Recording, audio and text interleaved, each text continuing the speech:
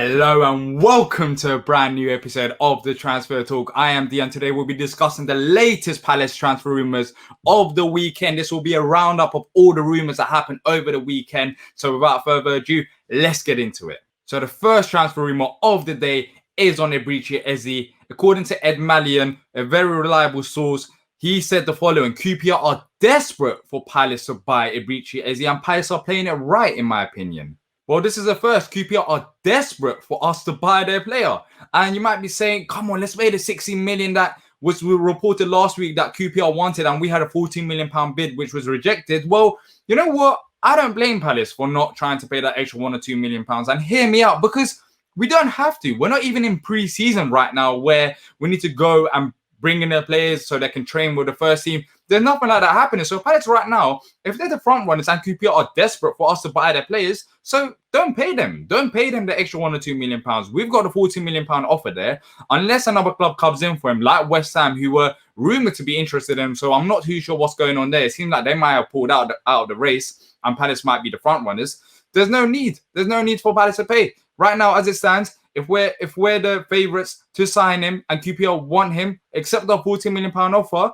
And if they don't, then in maybe 1 or 2 weeks' time, then we can go and offer that extra 1 or 2 million pounds. For now, we don't have to. So this is a positive sign. No need to panic. Hopefully, Eze will be done sooner rather than later. And let's get into the second transfer rumour. The second transfer rumour of the day is on Vicente Guaita. According to ABC Sevilla, Guaita is hoping Real Betis can convince Palace to sell him this summer. Palace aren't keen to sell as there is a significant gap between the two parties. Betis already have everything agreed with him and the conditions of the move are clear. This is a weird one. We talked about Vicente Guaita last week and I said that the club are not that dumb to sell Vicente Guaita in a fee of around 10 to 15 million pounds. And it seems like Real Betis have agreed everything with Vicente Guaita. So I don't know how true this is, but if it is, it seems like Vicente doesn't mind staying at Palace or going back to Spain. And so it's a win-win for him.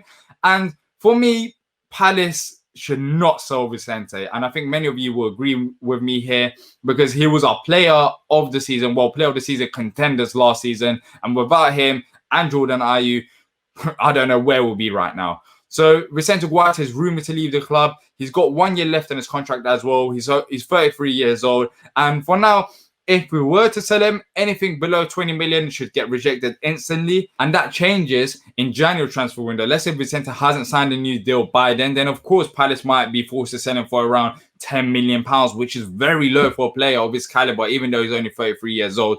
So hopefully this doesn't go through, but it is getting weirder and weirder every time you hear these rumours, because last week it was all interest and now it seems like personal things have been agreed. But the good thing about this is that Palace, as it says in the report, are not interested in selling Vicente Guaita. So unless an offer that comes way above how much Palace value him, then it will get accepted. But for now, we're fine. But I thought I'd mention it to you guys. So the third rumour of the day is about Harrison Reed. According to Football Insider, Crystal Palace are set to battle Fulham for the signature of £8 million valued Southampton midfielder Harrison Reed. Reed has entered the final 12 months of his Saints deal and his future at the club is up in the air.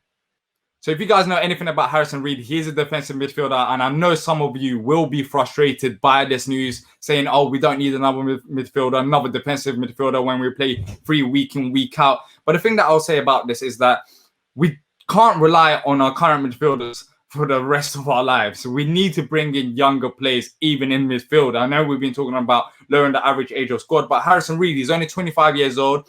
And he's valued around £8 million. And Palace are right now only interested in him. So there's nothing significant happening as it stands. It's not like Palace are close to buying him. But I thought I'd mention it, £8 million for a defensive midfielder. He's, according to who scored, he's good at passing, ball interception. So he's a typical defensive midfielder. And he was on loan at Fulham last season. And Fulham fans want him there. So clearly he's proven himself in the Championship. Of course, Championship to Premier League is different. And I understand that. But I don't know. The club might be going for another defensive midfielder. So we'll see if we're linked with any other midfielders in the coming weeks or coming days. And yeah, I'll keep you up to date. So let's get into the next rumour. The final rumour of the day is on Grady Diangana. Crystal Palace, Leicester and Southampton are all interested in the West Ham winger.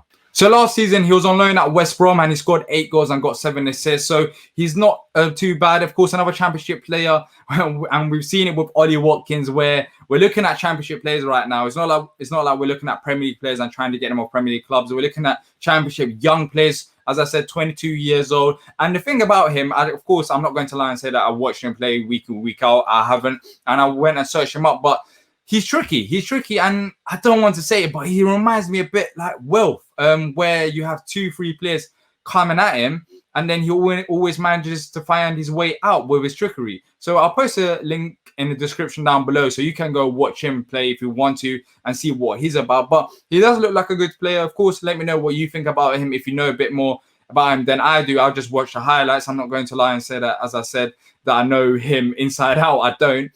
If you do, let me know in the comments down below what type of player he is. And also, would you like him at Palace? So that's it for today. A very difficult episode in the heat. But I hope you enjoyed it. Make sure to leave a like and subscribe if you have enjoyed the content. And until next time, up the Palace.